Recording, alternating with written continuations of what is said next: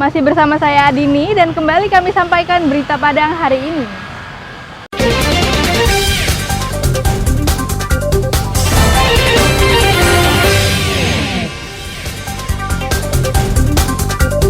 Korban penipuan pengadaan sapi kurban di Bukit Tinggi terus bertambah. Sejumlah remaja di Padang ditangkap polisi karena diduga akan menggelar balap liar. 8 penjudi sabung ayam ditangkap polisi di Koto Tangah, Kota Padang.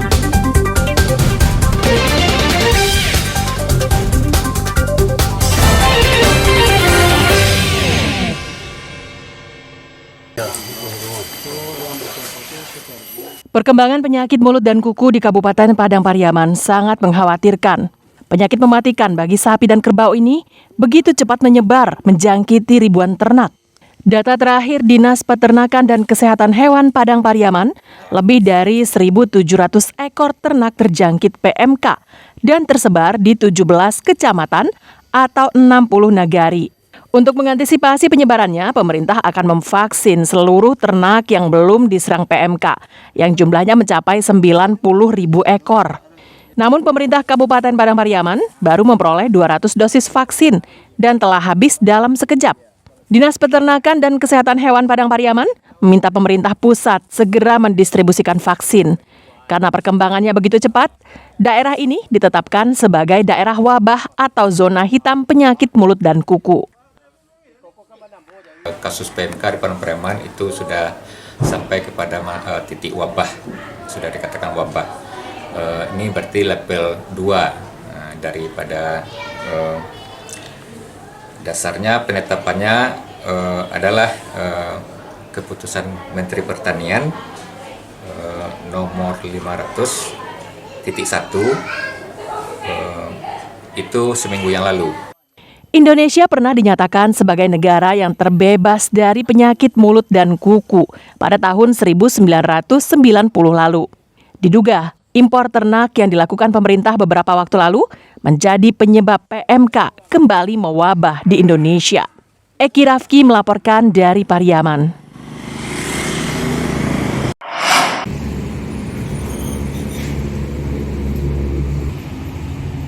Korban penipuan pengadaan sapi kurban terus berdatangan ke Polsek Kota Bukit Tinggi.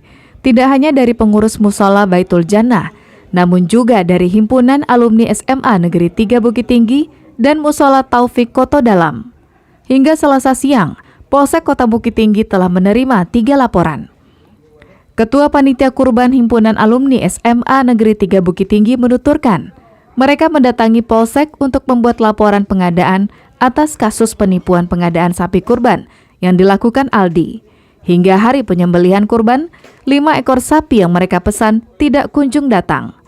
Padahal panitia telah mentransfer uang 90 juta rupiah kepada pelaku.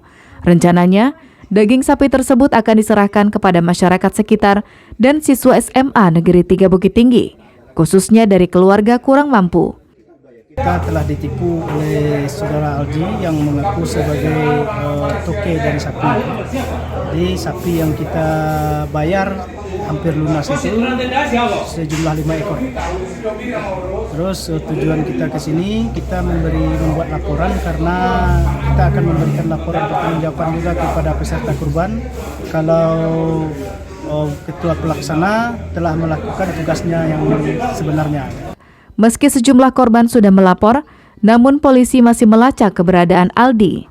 Selain itu, polisi juga belum memeriksa saksi.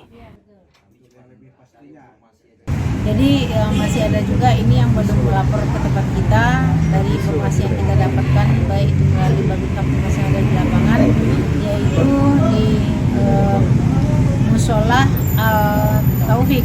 Nah, ini ada 2 sapi informasi yang kita dapatkan, nah kemudiannya lebih kurang 38 juta. Akibat ulah pelaku yang melarikan dana korban bertambah jadi 85 orang dengan total kerugian 238 juta rupiah. Dina Amrina melaporkan dari Bukit Tinggi. Ini ya Bang. Bubar lagi Pak. Ini Bang. Bubar lagi.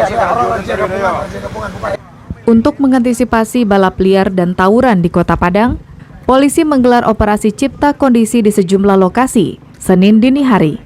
Razia ini menyasar tempat-tempat nongkrong dan berkumpulnya anak muda, seperti di kawasan Jembatan Siti Nurbaya. Kelompok remaja ini diperiksa polisi dan disuruh membubarkan diri karena saat itu sudah pukul 3 menjelang subuh. Tak hanya itu, polisi juga menggeledah kendaraan yang mereka gunakan. Seorang remaja yang kedapatan membawa senjata tajam langsung ditangkap dan dibawa ke kantor polisi. Selain patroli, polisi juga menjaring belasan kendaraan yang melintas di kawasan tersebut karena melanggar peraturan. Di antaranya menggunakan knalpot bising dan kendaraan modifikasi yang digunakan untuk balap liar. Baik, kita melaksanakan operasi cipta kondisi di mana sasarannya adalah tawuran, kemudian curanmor, kemudian curas dan curat. Khusus untuk Katib Sulaiman untuk balap liar, kita telah amankan sebanyak 12 unit kendaraan tanpa surat-surat. Betul, untuk di daerah selatan tadi, tepatnya di atas Jembatan Siti Nurbaya, kita amankan satu orang pemuda dengan membawa senjata tajam berupa pisau yang diselipkan di pinggangnya. Belasan kendaraan ditahan polisi dan pemiliknya diberi surat bukti pelanggaran. Kendaraan tersebut baru bisa diambil setelah pemiliknya mengikuti sidang tipiring di Pengadilan Negeri Padang dan membayar denda kepada negara. Tak hanya itu, polisi juga mewajibkan pemilik sepeda motor untuk menggunakan peralatan standar. Sedangkan remaja yang membawa pisau baru dibebaskan jika dijemput oleh orang tua ke Mapolresta Padang. Alfi melaporkan dari Padang.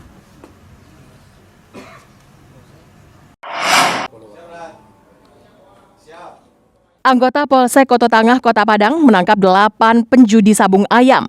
Selain 8 orang, polisi juga menyita 7 ekor ayam jago, 7 buah kandang, uang Rp1.500.000 yang digunakan sebagai taruhan, jam dinding yang berfungsi untuk menentukan lamanya waktu ayam aduan berlaga, 1 set papan ronde, 28 sepeda motor berbagai merek, 1 unit mobil diduga milik anggota pegawai negeri sipil, 1 setel pakaian pegawai negeri sipil, dan 1 kartu pengenal milik PNS yang melarikan diri.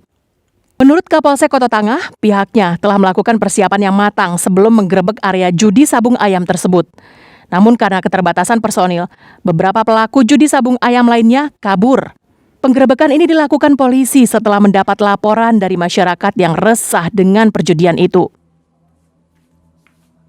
Masyarakat yang main judi sabung ayam kita amankan dengan jumlah 8 orang semuanya. Untuk set papan ronde seperti kita main